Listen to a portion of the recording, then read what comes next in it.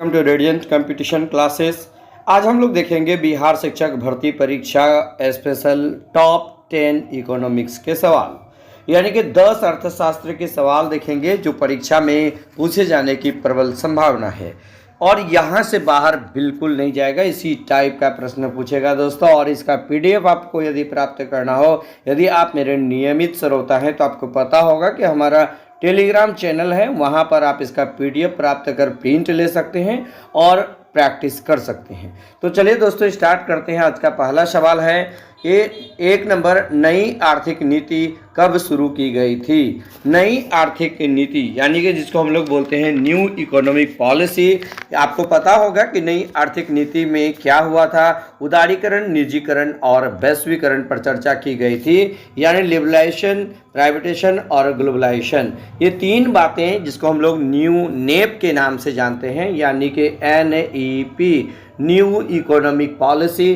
तो दोस्तों new economic policy कब शुरू की गई थी? तो इसका राइट आंसर मैं आपको बता दूं, राइट आंसर हो जाएगा 1991।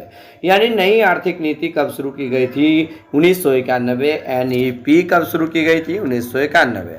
इसके तहत आपको LPG के बारे में बात किया गया था। LPG यानी कि देखिए लिबरलाइजेशन, प्राइवेटाइजेशन और ग्लोबलाइजेशन, ये 3 बातें नई आर्थिक नीति के तहत लाई गई थी। उसके बाद हम लोग देखते हैं NSSO की स्थापना कब हुई थी? यानी NSSO ये राष्ट्रीय प्रतिदर्श सर्वेक्षण संस्थान, A 1956, B 1950। तो इसका राइट आंसर क्या हो जाएगा दोस्तों? B 1950। यानी NSSO की स्थापना जो है 1950 ईस्वी में की गई थी। उसके बाद देखिएगा तीसरा नंबर का सवाल, ये बहुत ही आसान है। देखिएगा कि केंद्रीय सांख्यिकी संगठन की स्थापना कब हुई थी? A 1976, B 1951। तो इसका राइट आंसर क्या हो जाएगा दोस्तों? 1951 ईस्वी में। यानी केंद्रीय सांख्यिकी संगठन, ये क्या, इसका काम क्या होता है कि राष्ट्रीय आय से संबंधित ये संस्थान है। और हम लोग देखते हैं क्या इसमें इसकी स्थापना जो है ये कोलकाता में इसका कार्यालय है, कोलकाता में है, और राष्ट्रीय सांख्यिकी कार्यालय भी कोलकाता में, और इसकी स्थापना 1951 ईस्वी में की गई थी। ये भी बात आप याद रख लीजिएगा। चलिए उसके बाद देखिएगा अगला नंबर का सवाल, चौथा नंबर का सवाल है। इसमें कह रहा है भारत में राष्ट्रीय आय का अनुमान सबसे पहले किन के द्वारा लगाया गया था? A VKRV राव और B दादा भाई नौरोजी। तो इसका राइट आंसर क्या हो जाएगा? दादा भाई नौरोजी। यानी भारत में राष्ट्रीय आय का अनुमान सबसे पहले दादा भाई नौरोजी द्वारा 1868 ईस्वी में अपनी पुस्तक poverty and British rule in India में लगाया गया था।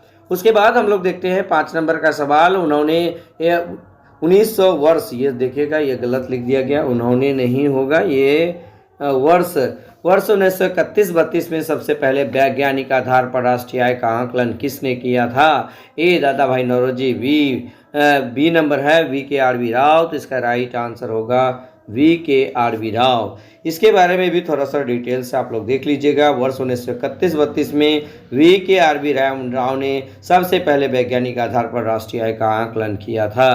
तो ये इसका राइट आंसर B हो जाएगा दोस्तों। उसके बाद देखिएगा 6ठा नंबर का सवाल। इसमें कह रहा है कि राष्ट्रीय आय समिति की अध्यक्षता PC महालनोबिस ने किस वर्ष किया था? A 1950, B 1949। तो इसका राइट आंसर मैं पहले बता दूं 1949। यानी आज़ादी के बाद राष्ट्रीय आय का आकलन करने के लिए सर्वप्रथम गठित समिति राष्ट्रीय आय समिति थी, जिसकी स्थापना 1949 में की गई थी और इसकी अध्यक्षता PC महालनोबिस ने किया था। उसके बाद देखिएगा प्रथम पृथ्वी सम्मेलन का आयोजन कब किया गया था? A 1994, B 1992। तो इसका राइट आंसर 1992 होगा। यानी कि देखिएगा ग्लोबलाइजेशन यानी ग्लोबल वार्मिंग, जैव विविधता और जो है वन्य जीवों की ये वन्य संरक्षण से संबंधित जो है ये प्रथम पृथ्वी सम्मेलन का आयोजन किया गया था रियो डी जेनेरो में। कहाँ के किया गया था? ब्राज़ील में रियो डी जेनेरो एक स्थान है, वहीं पर किया गया था। कब? 1992, जिसमें 178 देशों के प्रतिनिधि भाग लिए थे। आप ये भी बात याद रख लीजिएगा। उसके बाद देखिएगा 8 नंबर का सवाल है, कृषि से संबंधित क्षेत्र किस क्षेत्रक में आता है? यानी क्षेत्रक 3 है, प्राथमिक, द्वितीयक और तृतीयक। तो कृषि से संबंधित क्षेत्र किस में आता है? ए प्राथमिक, बी द्वितीयक। तो इसका राइट आंसर क्या होगा? प्राथमिक क्षेत्र में आता है। और 9 नंबर का सवाल देखिए, अर्थशास्त्र के पिता किसे कहा जाता है? यानी अर्थशास्त्र का पिता किसे कहा जाता है? तो ए नंबर ऑप्शन आपके सामने एडम स्मिथ, बी नंबर है विष्णुगुप्त। तो इसका राइट आंसर क्या हो जाएगा? Adam Smith. यानी कि देखिए भारतीय अर्थशास्त्र का पिता जो है एडम स्मिथ को कहा जाता है। और विष्णुगुप्त जिसका कि दूसरा नाम चाणक्य है, और इन्होंने भी अर्थशास्त्र नामक पुस्तक लिखा था। कौटिल्य भी इसी का नाम है, और इन्होंने क्या किया था? अर्थशास्त्र नामक पुस्तक लिखा था, लेकिन उसका जो सब्जेक्ट था वो राजनीतिक पहलुओं पर चर्चा किया था। उसके बाद देखिएगा अगला नंबर का सवाल, और आज का अंतिम सवाल है कि हरित क्रांति का संबंध किससे है? हरित क्रांति का संबंध ए उर्वरक उत्पादन, बी खाद्यान्न उत्पादन। तो इसका राइट आंसर क्या हो जाएगा दोस्तों? पहले इसका सही आंसर बता दूं, खाद्यान्न के उत्पादक जनक एम.एस. स्वामीनाथन को कहा जाता है। ये भी बात आप अच्छी तरह से याद रख लीजिएगा। लेकिन यदि आपको पूछा जाए कि जो है हरित क्रांति में सबसे ज़्यादा फायदा किसको हुआ था, तो गेहूं के फसल को सबसे ज़्यादा यानी 500 गुना ज़्यादा इसका उत्पादन इसमें बढ़ा था। लेकिन अब थोड़ा सा हम लोग और देख लेते हैं, जैसे उर्वरक उत्पादन, यानी ग्रे क्रांति का संबंध उर्वरक उत्पादन से है। गुलाबी क्रांति झींगा उत्पादन, नीली क्रांति मत्स्य उत्पादन, श्वेत क्रांति दुग्ध उत्पादन से है, पीली क्रांति तिलहन उत्पादन से है, काली क्रांति पेट्रोलियम उत्पादन से है, लाल क्रांति मांस या टमाटर के उत्पादन से है, स्वर्ण क्रांति फल उत्पादन से है। इतनी सारी बातें आप कम से कम इससे संबंधित जान लीजिएगा। और दोस्तों मैं बता दूं आपको, हरित क्रांति का जनक जो है भारत में कौन है? Doctor M S. स्वामीनाथन। जबकि वर्ल्ड लेवल में नॉर्मन बोरलॉग है, ये भी बात आप याद रखिएगा। और यदि दुग्ध क्रांति का जनक आपको पूछा जाए तो डॉक्टर वर्गीस कुरियन को माना जाता है। ये सभी बातें लगातार परीक्षा में पूछा ही जाता है, आप इसे अच्छी तरह से नोट भी कर लीजिएगा। उसके बाद देखिएगा, एक मैं आपको बता दूं कि भारत में हरित क्रांति की शुरुआत, ये क्वेश्चन भी पूछा जाता है। भारत में हरित क्रांति की शुरुआत कब हुई थी? तो 1966 और 67 ईस्वी में आप लिख लीजिएगा। 1966-67 ईस्वी में भारत में हरित क्रांति की शुरुआत हुई थी, और सबसे अधिक प्रभाव गेहूं और चावल की कृषि पर पड़ा था। लेकिन एक ही रहे तो गेहूं मानिएगा, अगर दोनों रहे कि किन दो फसलों पर पड़ा था तो गेहूं और चावल।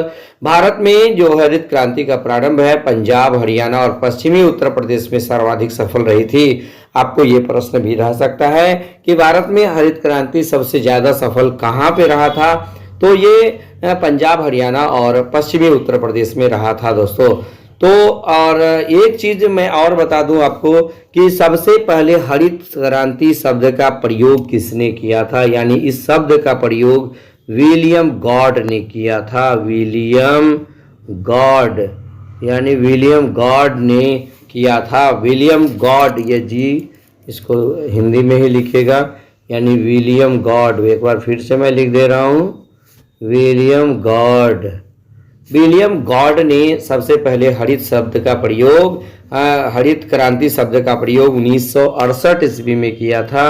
ये भी बात आप अच्छी तरह से नोट कर लीजिएगा। तो दोस्तों बस आज हम लोग 10 मिनट में, ये 8 से 9 मिनट में मैं आप लोग को 10 प्रश्न, सिर्फ 10 कहने का, बाकी मिलाकर देखिएगा तो 10 से 15 सवाल आपको करा दिया। और आप ये देख पा रहे हैं ये सौजन्य से किसका? रेडियंट कंपटीशन क्लासेस, यानी हमारे यूट्यूब चैनल का नाम रेडियंट कंपटीशन क्लासेस है। यहाँ पर आप देख पा रहे हैं, और प्रतिदिन जब तक एग्जाम नहीं हो जाता है चुनिंदा प्रश्नों को मैं लाकर आपके समक्ष प्रस्तुत करूंगा ही। तो यदि आप हमारे चैनल पर पहली बार है तो इसे सब्सक्राइब जरूर कर लीजिएगा। बस आज इतना ही, धन्यवाद।